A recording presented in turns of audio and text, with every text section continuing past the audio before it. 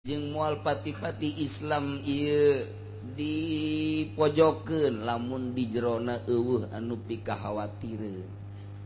Ya tepat tuh ke Amerika ge, lamun lemah malah sapira kos kitu urang ge pan. Itu can yang dirakan lah kos kitu ulah dianggap. Tapi ketika geus delcel urang ge rada culak cileuk. Nah, itu secara politis kos kitu ternyata Islam teh dipake kasieun ku Amerika.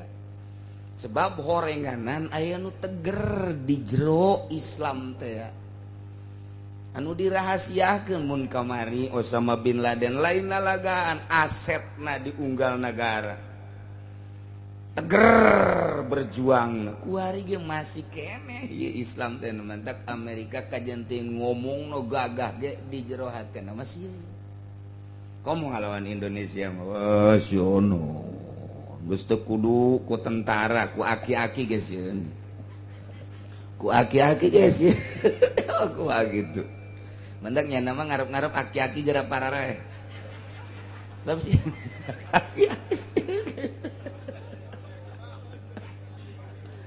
tentara mah geus teu dianggap sebab didikan nyana masang kuda-kudana geus kanyahoan ku nyana jeung teu dibikeun kabeh kapan aturan-aturan teh aya anu disumputkeun jang perang engke teh rahasiana supaya menang moal aya Amerika mere taktik perang kabeh moal bisa pasti 2-30% aya nu dirahasiakeun beusi ngalawan nyana boga pamaehna tapi aki-aki mah taas sieun jasa cieun aki-aki anu kopehna beureum anu kancingna ge salah imah billahi minasyaitonir rajim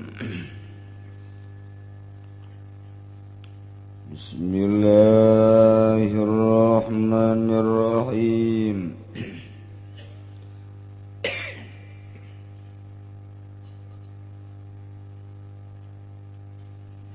wala qisasa fi kasil izami lan ora qisas iku wajib ing dalem mecahaken balung walahu qat'u aqrabi mamsilin ila walau awdahahu lan lamun adwan yazimajni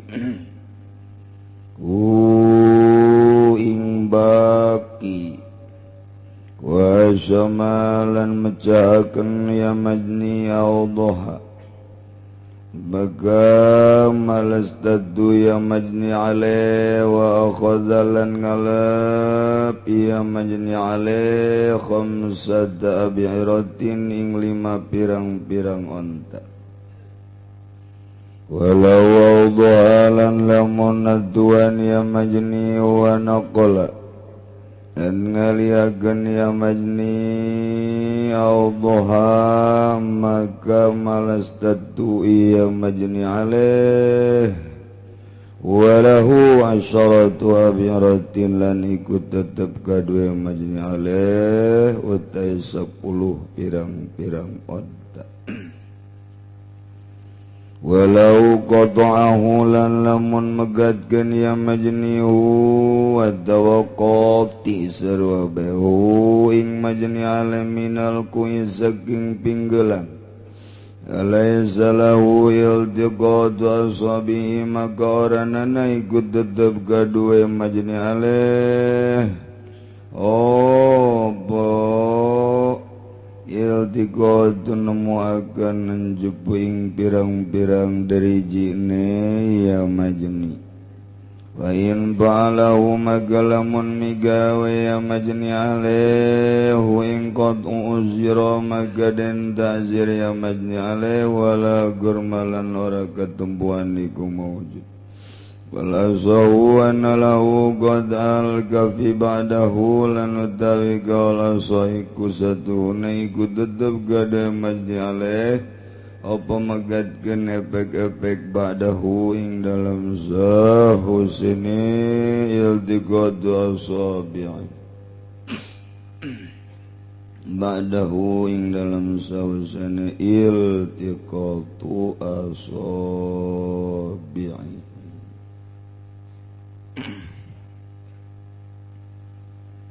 Urang bacakeun heula Fatihah ka hiji kanggo almarhum Bapak Suwito bin Arwi, Ibu Maunah binti Fadol, Kediri, Jawa Timur.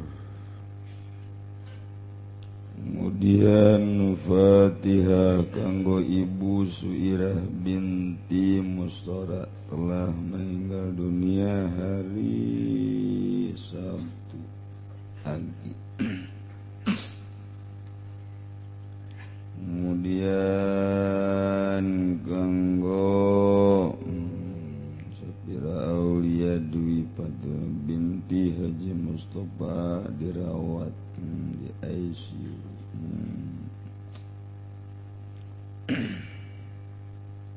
Almarhum Bapak Muhammad Mujid bin Abdul Ghani, kemudian almarhum Haja Siti binti Fatih bin Nabis bin Na'i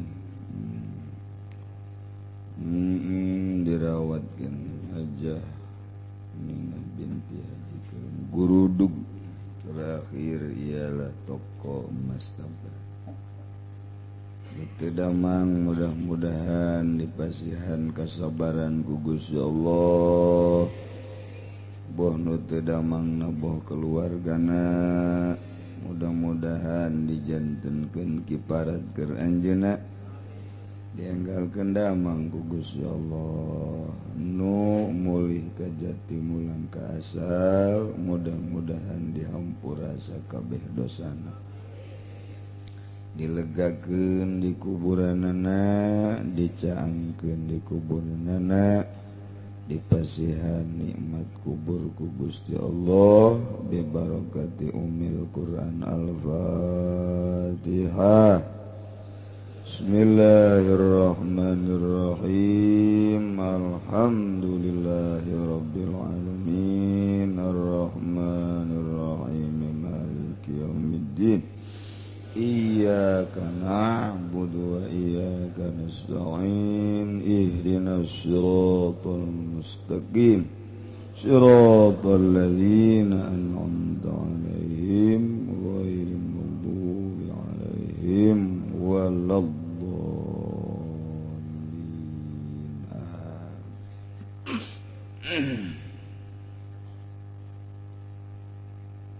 Urang masih keneh nyaritakeun masalah kisos, di mana di negara wajib ngaraksa jiwa, teu meunang dirusak jiwa manusia kecuali anu merangan ka agama, merangan ka jelema mukmin. Satungtung temerangan wajib kudu diraksa. Ketika nyeun karusakan, maka wajiblah kakenaan ku sanksi. Kitulah Imam Syafi'i ngajelaskeun dina aturan tata cara sosial kenegaraan nu patali jeung syariat nu dijelaskeun dina kitab Al-Qur'anul Karim. Walil qisasi hayatu ya ulil.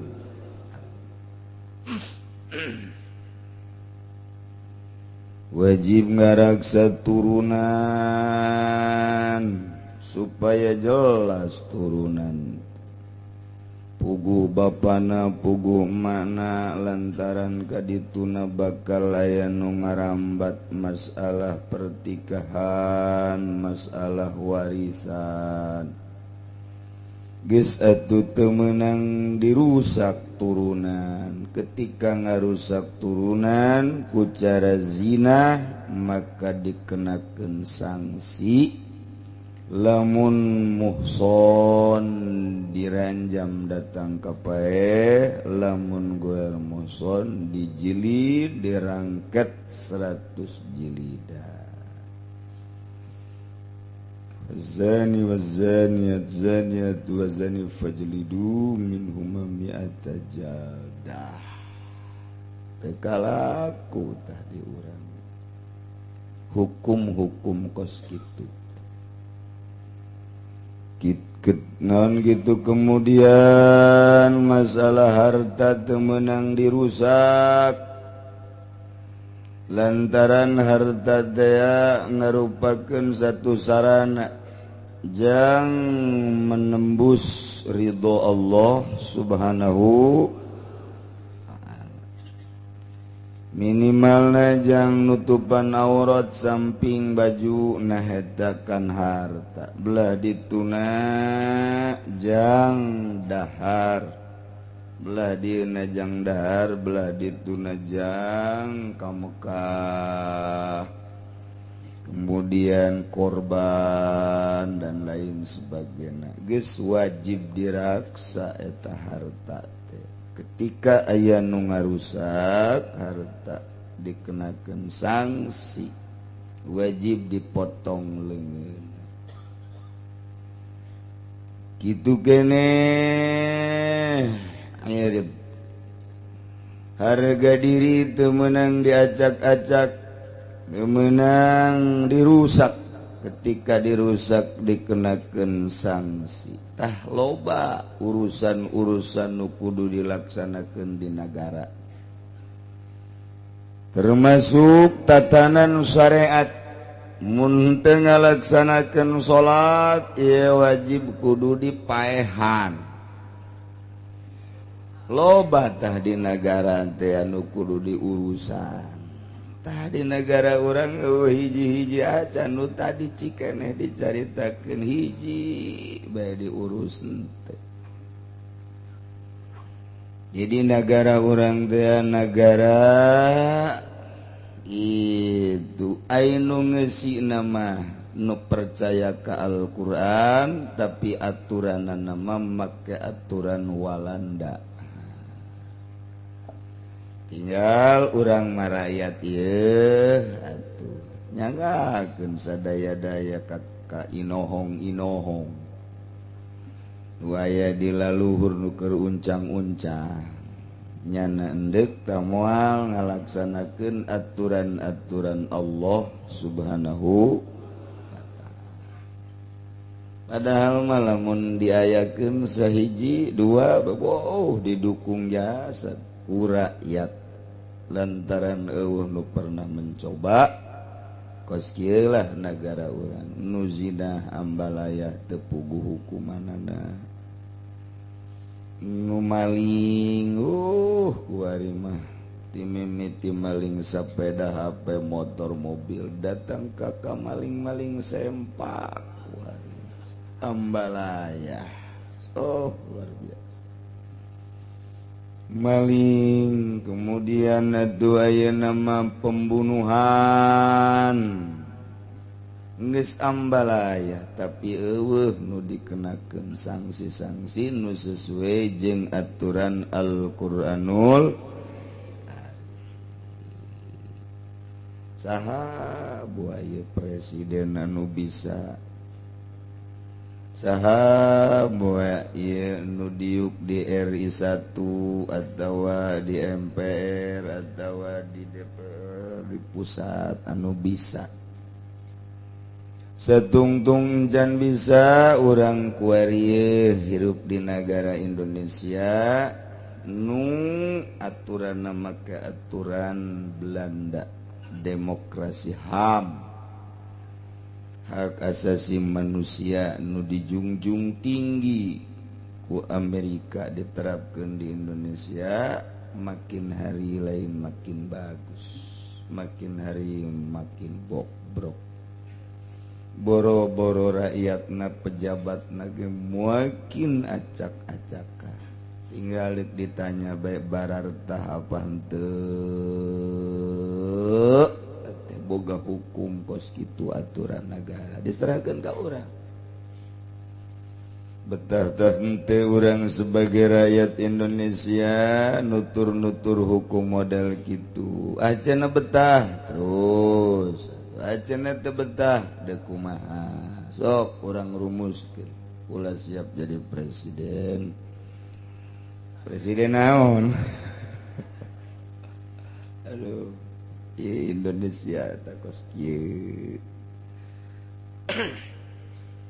Tapi kulantaran menang karuhun urang ieu baheula negara tetep bae kudu dijaga. Ulah datang ka direbut ku bangsa lain, baik nagarana direbut dijajah atawa hasilna dicokotan dicokcrokan urang mah dibere hampasna doang. Terserah diserahkeun ka urang deui bae. Teu daya teu upaya urang mah iwal ti ngadoa ka Gusti Allah Subhanahu. Mudah-mudahan pamimpin ulang nu teu bener sing ku galedeg. Bangun har ngeseun amat. Ya Allah, ya barang sing jelegur mah kena galedeg aing we disalahkeun.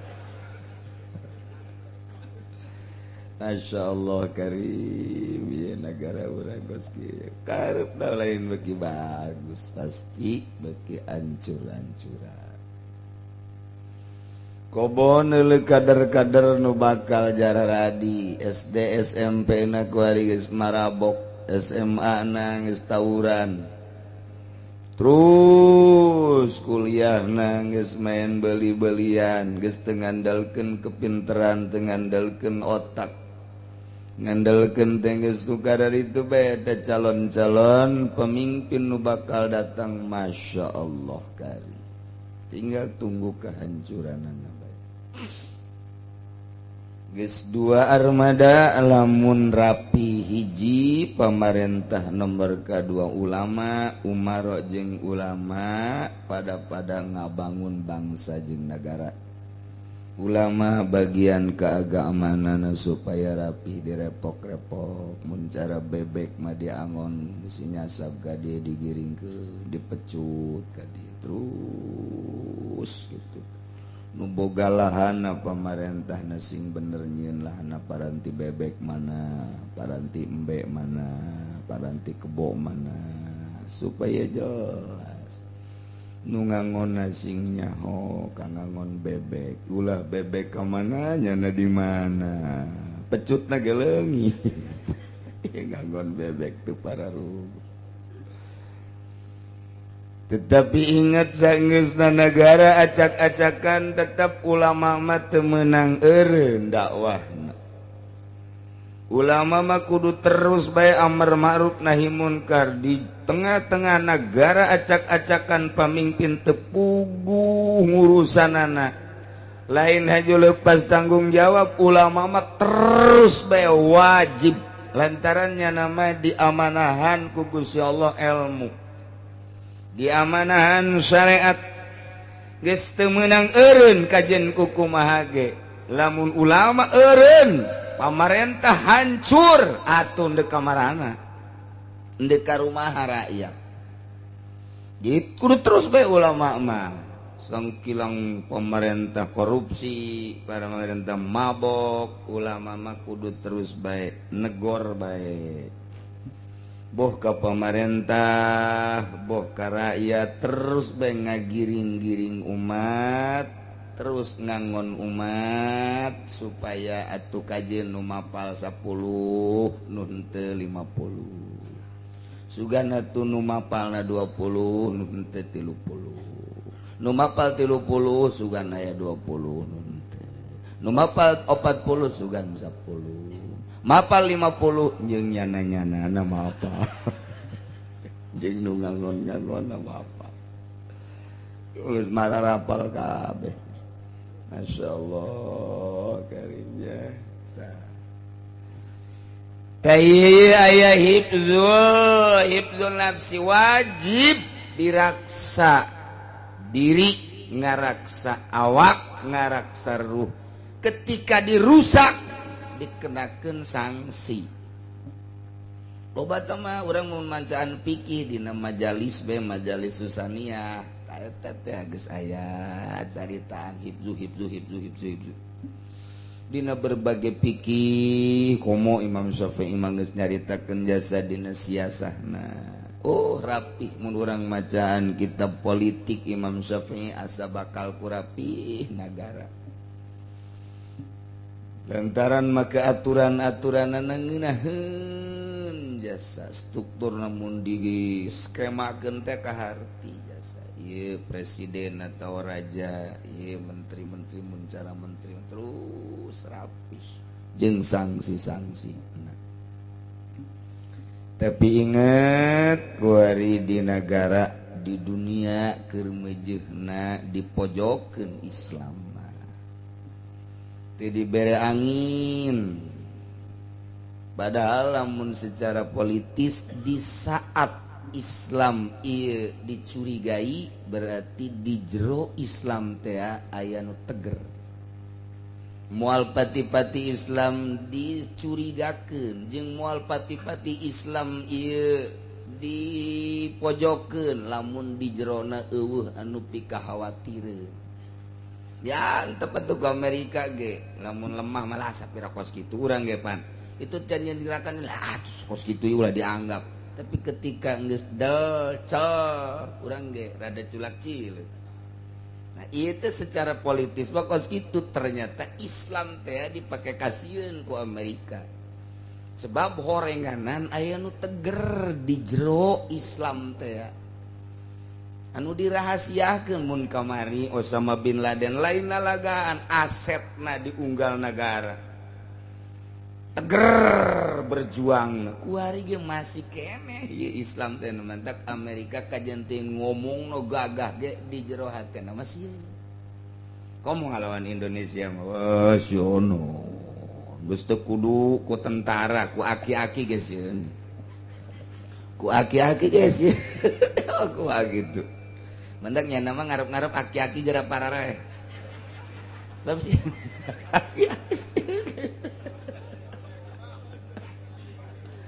tentara mah geus teu dianggap sebab didikannya anak masang kuda-kudana geus kanyahoan ku nyana jeung teu dibikeun kabeh kapan aturan-aturan teh aya anu disumputkeun jang perang engke teh rahasiana supaya menang moal aya Amerika mere taktik perang kabeh moal bisa pasti 2-30% aya nu dirahasiakeun beusi ngalawan nyana boga pamaehna tapi aki-aki mah tah sieun biasa.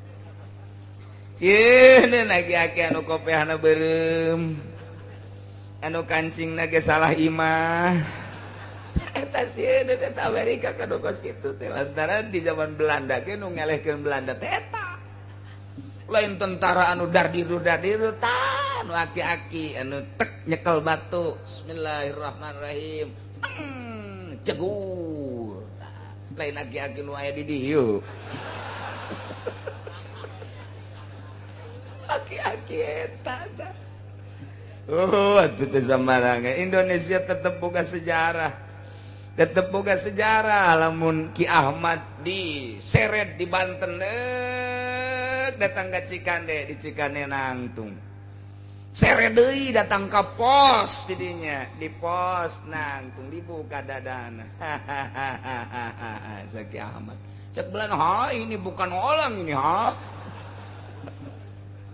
Jeleba-jeleba nu kos karar itu mantak aya ngaran Jalan Kiai Haji Hairun, Jalan Kiai Haji Ahmad, Jalan Kiai Haji Samaun eta teh boga sejarah dibaca kunyana lamun ketika jelema deuk ngareli bararingung kabeh cek Samaun ulah bingung yeuh di barere batu bae tinggal nu buta kula mah moal cenah moal ngeli lantaran kula mah buta teh naon dibere batu doang batu ngareli nu buta menyekelan batu we kadenge Belanda duduk murti sembalu dibacaan bismillahirrahmanirrahim timpahkeun wo cegur eta nu buta bae bisa ngajegur komo anu bentak meureunanan tah urang ngadenge kos kitu mah resep tah perang teh asa deuk menang wae ji atuh ulah dikira Indonesia mah lamun Ciomas terkenal lain di Banten bae Ciomas mah Jawa Tengah Jawa Timur terkenal asal nyaritakeun Banten terkenal dengan Ciomas nah nu mantep keur jaman kula mondok mun ngomong ti Banten dicoba bae kurang Madura